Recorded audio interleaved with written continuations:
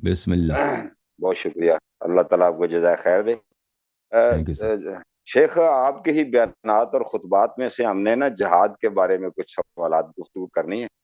جی ہاں. تو کہ جہاد جیسا کہ قرآن مجید میں جی ہاں. اللہ رب العزت نے اس کے بارے میں بہت ساری آیات آئی ہیں جس کی فضیلت بہت بیان کی گئی ہے. جی سر. تو آپ کی گفتگو سے یہ میں نے جو اخذ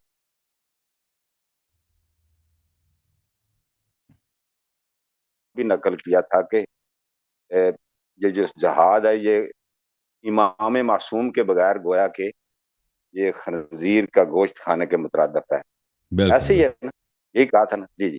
بالکل. تو میں یہ گزارش یہ جاننا چاہوں گا کہ جب اگر دیکھیں تاریخ اسلام کو تو حضرت امام علی علیہ السلام امیر المومنین رضی اللہ تعالیٰ عنہ حیدر کرار کے بعد حضرت امام حسن کے بعد ہوں.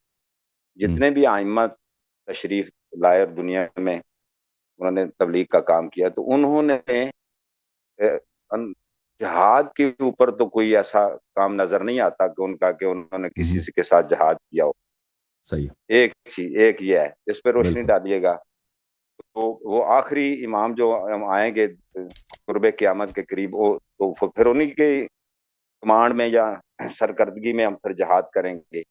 یہ درمیانی جو جہاد ہے اس کا کیا بنے گا؟ اور ایک چیز آپ نے اس میں ویسے ایک چیز کی تھی، وہ دوسری بات کہ آپ نے کہا کہ اس وقت جب اصل کو خطرہ ہو تو پھر جہاد بھی کیا جا سکتا ہے. وہ جو اصل اصول جو ہے نا اس کے بارے میں بتائیں. اور وہ اس کی ایک کون وہ شخص ہوگا آج کے دور میں جب آپ نے فرمایا کہ جب اصل کو خطرہ ہوگا تو پھر جہاد لازم ہے یا واجب ہو جاتا ہے یا اس کی ضرورت پیش آ جاتی ہے. ٹھیک ہے. تو اب اس کا فیصلہ کون کرے گا جبکہ امام معصوم نہیں ہے ہمارے سامنے؟ دو سوال ہو گئے، اس کے اوپر آپ کچھ فرمائیں. جی ہاں. اب معاف کیجیے گا. بسم اللہ الرحمن الرحیم.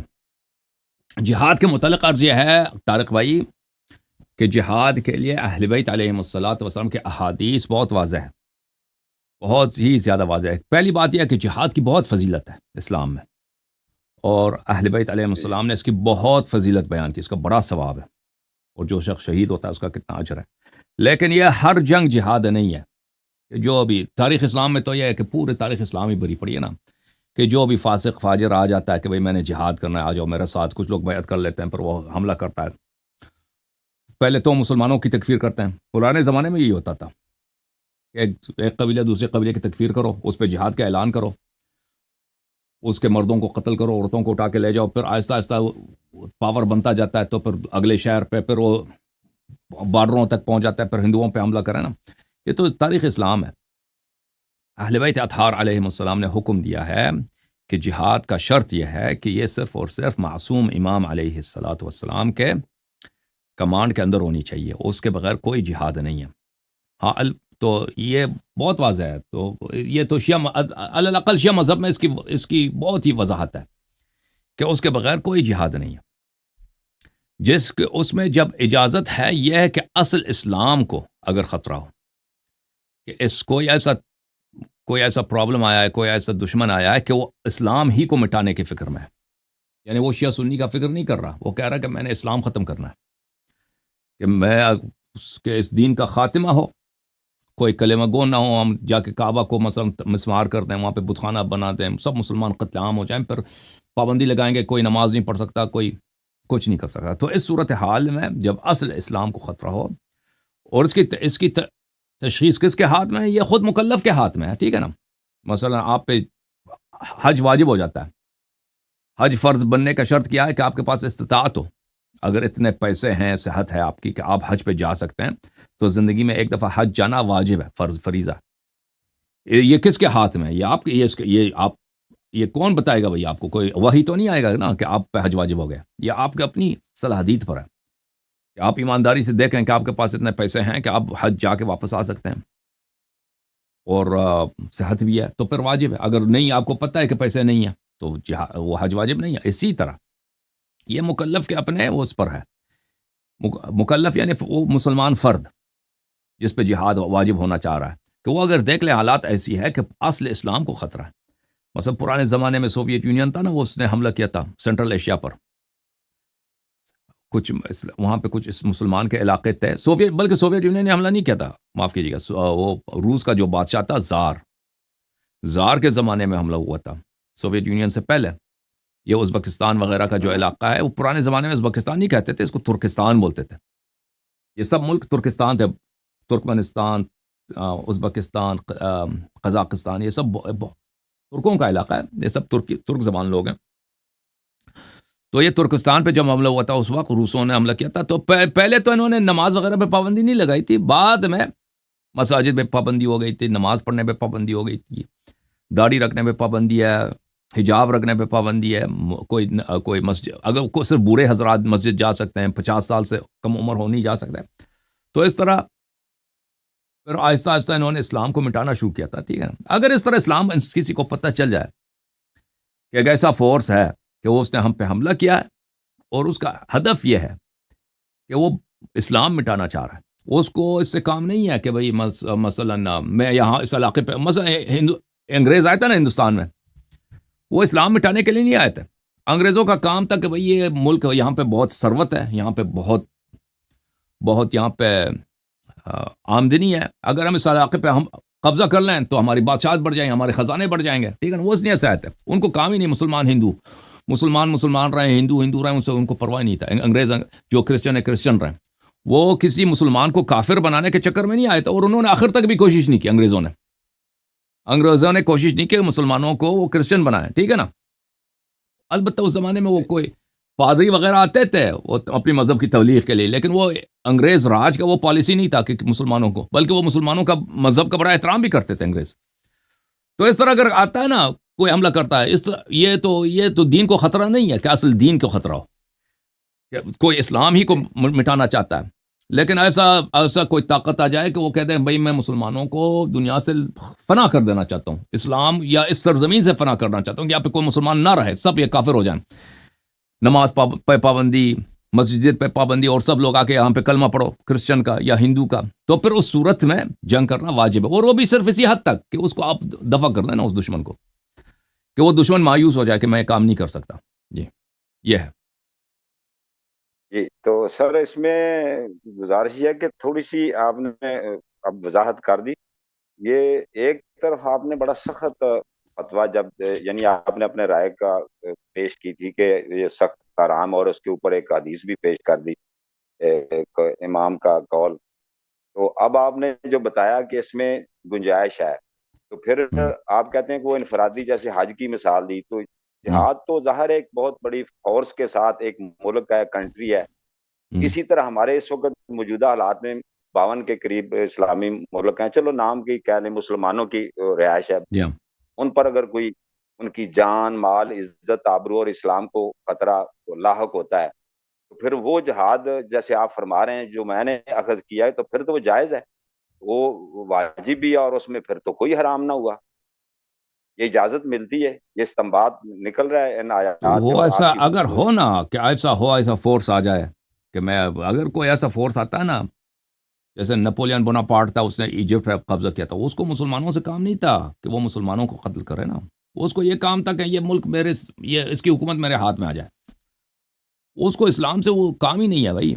مثلا انگریز آتے ہیں نا ہندوستان میں، انگریز آتے ہیں عراق میں، یہ ان کو یہ نہیں ہے کہ بھائی کہ ہم، یا فرانس آیا تھا مثلا لیبیا وغیرہ پہ قبضہ کیا تھا، ان کو یہ کام ہے بھائی اس ملک کا جو حکومت ہے، جو بادشاہ ہے، یہ حکومت اگر ہمارے ہاتھ میں ہو تو ہم یہاں پہ یہ قوانین بنائیں گے کہ بھائی یہاں پہ فرانس کے، فرض کریں اس کی بات کریں، لیبیا کی بات کریں، فرانس کے جو پروڈکٹس ہیں وہ یہاں پہ لیبیا میں اس کو فروخت کریں. جیسے انگریزوں نے ہندوستان پہ قبضہ کیا تھا تو انہوں نے کیا کیا تھا، ہندوستان میں کپڑے بہت بنتے تھے، کپاس وغیرہ بنتے تھے نا، اس کے کپڑے بہت بنتے تھے اس زمانے میں، 17ویں صدی میں.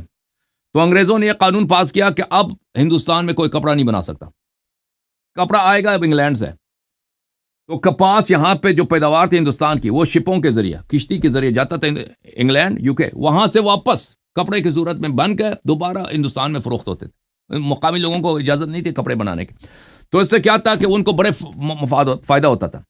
اور انگریز حکومت کیا کرتی تھی بھائی کہ چائے کا کاروبار تھا ان کا، اوپیم کا کاروبار تھا کہ دنیا کے بڑے بڑے علاقے جہاں پہ چائے کی پیداوار تھی وہ وہاں سے ہندوستان وغیرہ میں چائے بیچتے تھے اس طرح، اور یہاں پہ جو خزانے تھے ان کو اٹھا کے لے کے جاؤ اپنے ملک میں نا، ان کو دین سے کام نہیں تھا، ٹھیک ہے نا. اگر ایسا ہو تو جہاد واجب نہیں ہے کہ ہم بھائی یہاں پر اس ملک پہ قبضہ ہو رہا ہے، قبضہ ہونے دو. مغلوں کی حکومت ہے ہندوستان، انگریز کی حکومت ہے، یہ فرض کریں ابھی انگریزوں کے آنے سے پہلے مغلوں کی حکومت ہے، اس کے وہ آتے ہیں کہتے ہیں بھائی ہم انگریز کی حکومت، کون سی حکومت بہتر ہے دینی لحاظ سے؟ کوئی فرق ہی نہیں ہے، شاید انگریز کی حکومت بہتر ہو، ٹھیک ہے نا. اگر اس طرح ہے تو وہ جہاد واجب نہیں ہے. ہاں اگر اس طرح ہے کہ کوئی مثلا حملہ کرتا ہے فرض کریں پاکستان پر، کوئی کہتے کہ پاکستان میں مسلمان بہت ہیں، یہاں پہ ان سب کو انگریز ہم بناتے ہیں کرسچن، تو پھر لازم ضروری ہے کہ پھر اس کا دفاع کریں نا. لیکن اگر اس طرح نہیں ہے تو وہ جہاد نہیں ہے، جہاد واجب میرا نہیں جواب ہے. مجھے سوال کا جواب مل گیا. ایک اور اس میں ضمناً سوال نکلتا ہے، یعنی دو، ایک تو قرآن مجید میں نے سورۃ النساء اور عرض یہ کریں، میں ایک منٹ میں عرض کرتا ہوں، یہ فرق نہیں پڑتا کہ وہاں کے لوگوں کو وہ مسلمان بنائے، صرف اگر شیعوں کو کافر بنا دے تو جہاد واجب. یہ نہیں ہے. اسلام کو، جو اسلام کے خلاف ہو، جو کلمے کے خلاف ہو نا، کیونکہ اگر وہ اسلام کو مٹانا چاہتا ہے تو اس میں شیعہ بھی مٹ جاتا ہے، ٹھیک ہے نا. اس طرح شرط اہل بیت علیہ السلام نے یہ شرط نہیں رکھی ہے کہ بھائی تم اگر وہ صرف شیعہ مذہب والوں کو قتل کرتا ہے تو تم اس کے خلاف جنگ کرو، ولا جنگ واجب نہیں ہے. نہیں، اگر اسلام کلمے کے خلاف جو کرتا ہے، کہتا ہے یہاں پہ لوگ مسلمان ہیں، سب کو مذہب چینج کرنا پڑے گا، تو اس وقت سب شیعوں پہ واجب ہے کہ اس خطرے کو دفع کرنے کے لیے کہ وہ دشمن بالکل مایوس ہو جائیں کہ بھائی ہم نہیں کر سکتے یہ کام، اس وقت تک جہاد واجب ہے، چاہے کسی انگریز کے جھنڈے کے نیچے کسی بھی شخص ظالم فاسق، کوئی فرق نہیں پڑتا، وہ آپ کا کمانڈر ہو، فرق نہیں پڑتا. اسلام کو بچانے کے لیے آپ پہ واجب ہے کہ وہاں پر آپ جو ہے اسلام کو بچائیں. جی سر بتائیں. اچھا، اس میں سر پھر یہ ہے کہ چونکہ امام معصوم کی ہمارے پاس کوئی کمانڈمنٹ نہیں ہے، کوئی ان کا حکم نہیں ہے، تو اقوال تو موجود ہیں، تو اس وقت یہ فیصلہ کون کرے گا؟ اگر آپ ہوں، میں کہتا ہوں فار ایگزامپل آپ ہوں، اللہ نہ کرے اس طرح کی سچویشن ہوتی ہے، تو آپ کی رائے معتبر ہوگی، کون وہ شخص ہے جو اس کا فیصلہ کرے گا؟ اشورا کرے گی، دیکھیں یہ الناس کرے گی، یا حاکم کرے الفروع گا من وقت کا؟ الکافیہ، الفروع من الکافی ہے، یہ جلد نمبر 5 ہے، کتاب الجہاد ہے. الغزو مع الناس اذا خیف علی الاسلام، جب اصل اسلام پہ خوف کیا جائے نا، یہ تو آپ پہ ہے نا، یہ تو آپ کی صلاحیت پر ہے، وہی تھوڑی یہ نظر آئے گا. جب آپ حالات کو صرف دیکھ رہے ہیں کہ بھئی حالت یہی ہے کہ بینی و بین اللہ کو میں شاہد بنا کر میں یہ کہہ سکتا ہوں کہ بھئی فی الحال ایک ایسا دشمن آیا ہے کہ بھئی اس کو، وہ کلمے کا دشمن ہے. بعض دشمن ہوتے ہیں نا کلمے کو، لیکن وہ انفورس نہیں کرتے، اپنی دشمنی ظاہر نہیں کرتے نا، پابندی نہیں لگاتے، کلمہ نہیں پڑھ سکتے. بعض دشمن ایسے بھی ہو سکتے ہیں کہ وہ آ کر اتنے سخت دشمن ہوں کہ کہہ دیں کہ اس علاقے کے مسلمان اب بھئی آپ کو جو ہے صلیب پہننا پڑے گا، فرض کریں، یا آپ سب کو ہندو بننا پڑے گا، کمیونسٹ بننا پڑے گا، اپنے مذہب کو چھوڑنا پڑے گا، ادھر آ کے بس سب مرد ادھر آ جائیں، سب گالی دے دیں اپنے مذہب اور کہہ دو کہ میں آج سے میں کرسچن ہوں. اگر ایسا آ جائے تو وہ تو پتہ چل جاتا ہے نا انسان کو. جیسے آپ اپنی صلاحیت پہ آپ دیکھتے ہیں نا کہ ابھی فجر کا وقت ہو گیا، وہی توڑی آتا ہے کہ ابھی فجر کا وقت ہو گیا، اب آپ کو پتہ چل ابھی فجر کا وقت ہو گیا، نماز واجب ہے، ٹھیک ہے نا. اسی طرح مثلا حج واجب ہوتا ہے، رمضان کا روزہ واجب ہو جاتا ہے، یہ آپ جب دیکھتے ہیں تو اس شرائط کو دیکھتے ہیں تو واجب ہو جاتا ہے. جی ہاں جی، پھر بھی جو اس وقت جو ملک کا جو حل و عقد ہوتے ہیں، جو علماء ہوتے ہیں، یا جو بھی مطلب بڑے لوگ ہوتے ہیں، حکمران جن کے پاس پاور ہے، طاقت ہے، کمانڈ ہے، فوج ہے، اسلحہ ہے، جو اس ظالم بات یا ان کے مقابلہ کر سکتے ہیں.